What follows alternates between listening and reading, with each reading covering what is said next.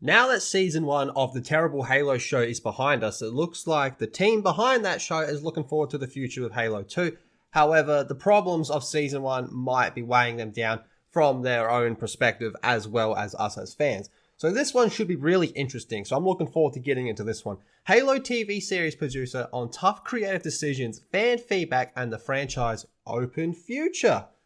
Okay, so Kiki Wolfkill on Halo's past, present, and future. Now look, just to be honest with you, going up into this in Season 2, the only way you can do that, in my opinion, is to outright cancel the whole thing right now, or completely reboot it. So it's fair to say that the Halo TV series has suffered through some growing pains upon its US release. From Cortana's look to Master Chief taking off his helmet, the early discourse was dominated by controversy over a handful of creative decisions instead of what the show did right. Now, the easy explanation for that is because this show did damn near everything wrong, and maybe only one or two cool things here and there. So now on the eve of the video games adaptation getting the UK streaming debut, I thought they already had it, on Paramount Plus, 343 Industries and Halo series producer Kiki Wolfkill says that the creative team is, quote, looking at all the feedback, good and bad. Hey, hit me up, man. I'll tell you everything you did wrong with that show. Just go through my channel and you'll see everything. Just look on YouTube, look everywhere. Not many people like this show, and rightfully so. Ahead of the production starting up the second season. Okay, so we got this quote here. We're still getting feedback. I guess there's a lot to feed, because there is a lot out there. There is definitely a lot of feedback out there. Most of it negative. It's interesting to me to see characters that are resonating or not. Kiki Wolfkill tells Games Radar of a Zoom Plus. Motherfucker, Master Cheeks, who's supposed to be Master Chief, but instead you gave us Master Cheeks, doesn't resonate with anyone in this show. I will say, philosophically, we are absolutely looking at all of the feedback, good and bad, from each episode. Yikes, you're going to be looking for a while then.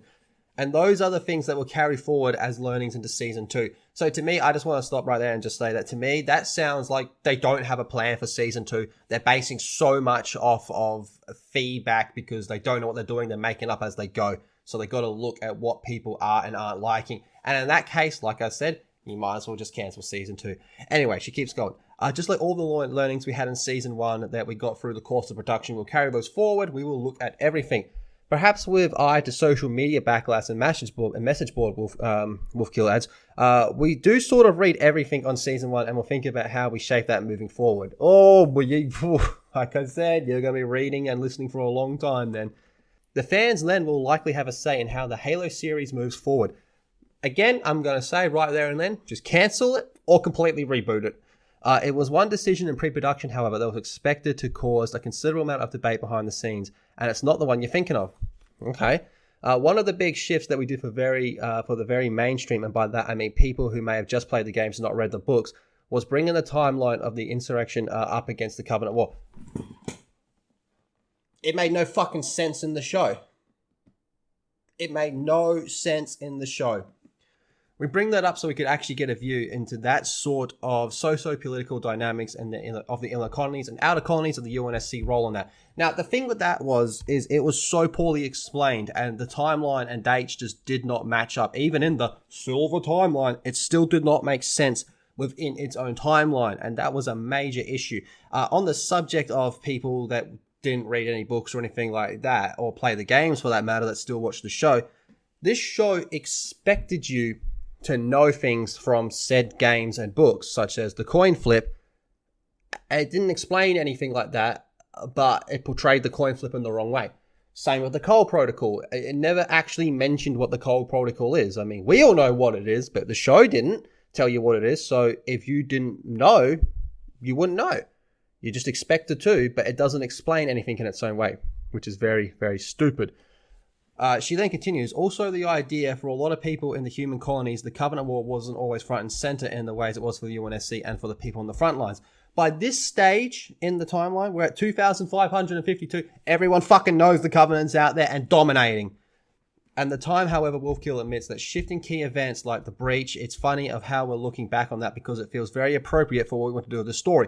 So what you wanted to do was completely tear apart the Halo storyline just to create your silver timeline. Look, to me, this whole thing sounds like they didn't really want to do Halo from the beginning. They wanted to create their own thing, and they wanted the Halo brand recognition because this show is very much Halo in name only. There is so many things wrong with this show. I talked about a number of them. Many channels, a lot bigger channels as well, have also discussed how bad this fucking show is. The feedback to this show, Kiki, is extremely negative.